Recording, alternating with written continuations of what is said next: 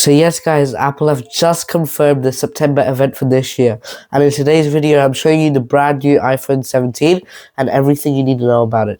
So welcome to part 2 of leaking the iPhone 17. First, let's look at a closer look at the invite for this event, which has been confirmed to be taking place on Tuesday 9th of September, 10 AM Pacific Standard Time. So what is Apple actually hinting this year for the iPhones? So if we have a look at the logo, it's not actually just one color like usual.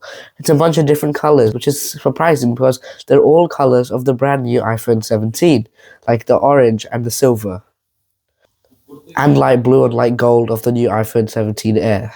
Now the iPhone 17 is the biggest part of this event, although there is some other stuff that's also coming, but that'll be for a future video. So beginning on the high end, the iPhone 17 and the iPhone 17 Pro Max are getting a higher industrial design. This part glass, part aluminum look, with the camera stretches out across the top, and now there's a cutout for wireless charging below, which all the leaks have actually been showing that this will be the biggest upgrade for Apple cameras ever. Which is interesting because now all the cameras will be included with a 48 megapixel camera. Now before it was just the wide and ultra wide.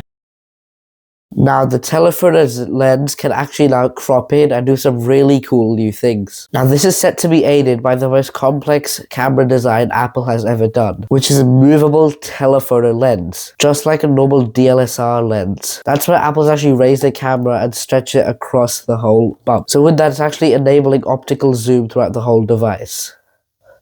So from all the rumors we've actually seen, this is a design Apple's always wanted to make but just couldn't make until now. So I did actually say a glass cutout earlier. So now this place is actually going to be for MagSafe and wireless charging. And it will enable reverse wireless charging, or basically charging your phone on top of another iPhone. Some other rumors, we can actually see you can charge AirPods on the iPhone, so you don't need any USB-Cs. Apple may also let you share power with other iPhones, but we're not too sure if that will actually happen yet. And Apple's design also sort of shows that you can tell what the iPhone 17 looks like from really far away just because of that cutout. Also, some more colors will help with this in addition to black, white, and titanium. Apple's adding a dark blue and sunset orange color to the actual iPhone. It's really pretty distinct because we're not actually sure if you've got a proper orange iPhone till today. And rumors also show that there might be a new liquid glass color. So like if you look at it from one angle, it'll be rainbow, and another angle will be white, which is pretty cool, thanks to the new iOS update as well. There is some more updates too though. It is the same sizes, so 6.3 inches and 6.9 inches from last year. But the dynamic island will actually be getting dramatically smaller, which is weird because we haven't seen a change in them since 2022. And a few leaks have pointed to Apple actually shrinking it down. They're also suggesting that the front camera is now going to be 24 megapixels, which is way better than what we have right now, which is half that. Which means FaceTime will be a dramatic increase every year. The whole display is also getting a scratch-resistant anti-reflective display screen coating. So if you use your iPhone a lot outside, especially in bright environments, an example of the phone with and without the coating that it would look like. It's going to be a huge difference. Moving to the inside, Apple's actually going to make this phone more capable for AI. But unlike last year when the AI was just a whole marketing pitch, but instead Apple's just upgrading the ability of RAM from 8 gigabytes to 12 gigabytes for a 50% increased generation over time. And for extended use of AI, it might actually make the processor heat up. So they're adding a new vapor chamber cooling system, which means you'll get consistent high power for way longer. Apple will also be using the most powerful A19 chip, which is still 3 nanometers, so it won't be a big upgrade this year. It's going to be a 10 to 15% increase from last year. The reason why Apple can actually do this is because they're actually increasing the size of the phones just by very little this year. Just enough to fit a larger battery inside. Now apparently this iPhone is going to have the best battery ever. According to rumors on the Pro Max size, it will have a 5000 milliamp battery or greater, which is actually the biggest Apple have ever used. I think that could be the best upgrade of the Pro models this year. Just be prepared to pay a bit more on the new models this year since Apple is predicting a $50 price increase, making these the most expensive iPhones yet.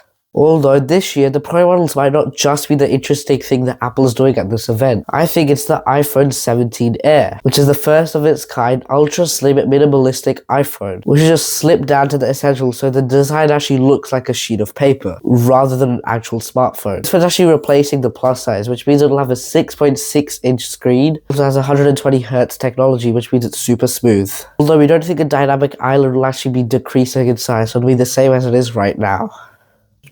Although on the back, there's only room to fit one camera. It will be 48 megapixels, so you can do the 2x telephoto zoom like Apple was saying. And this phone is around $1,000, but it might be a very hard sell in 2025 because of its single camera. It does look super clean, but it does look a bit empty.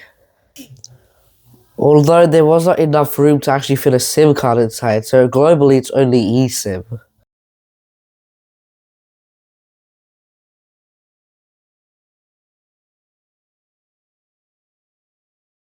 It will have Apple's A19 chip, but with one less CPU core, so it won't be as capable as more expensive iPhones. But the biggest catch with this phone is actually going to be the battery life. The battery in this thing is just 2.49 millimeters, which is incredibly thin, to the point where Apple says only 60 to 70% of the actual phone users will get to a 1 day without recharging. Although Apple may get a case for MagSafe charging to save more battery on the phone, but then it just gets rid of the actual idea of the slim thing, so I doubt Apple's actually going to do that. But Apple did actually have to do some pretty good engineering to make this phone how it is right now. Like internally, there's the Apple C1 cellular model, but it is also good enough because Apple actually uses this currently in the iPhone 16es. It also has a custom Apple Wi-Fi and Bluetooth chip, which bring this efficiency to more parts of the actual iPhone. Apple is really throwing everything here to make the battery okay, but I'm just wondering how they're actually going to market the iPhone 17 base model, which I actually wouldn't call that. I would call it the iPhone 16s. I would not be surprised if Apple actually ended up calling it that, because visually it's going to actually look one-to-one like an iPhone 16. But Apple is actually making the display a bit bigger from 6.1 to 6.3 inches. And Apple's actually adding 120Hz at the same time as well. And after years of waiting, Apple's actually adding their high refresh technology. I don't know why it took so long, but they're finally doing it, and it's actually happening this year. The rest of the phone is pretty much the same as the other ones, with the A19 chip, a slightly larger battery, and some new colors that include purple, green, and grey colors too. Along with the other iPhones, this actually doesn't look like an iPhone 17, it looks more like an iPhone 16. Anyway guys, thank you so much for watching this video. I am feeling a bit sick, so if my voice is a bit off this video, it's just because of that. That's all the leaks I have for the iPhone 17, and now next I'll actually be reviewing it when it comes out, and also talking about the actual marketing that they're going to do on the 9th of September. Thank you so much for watching. I'll see you in the next one.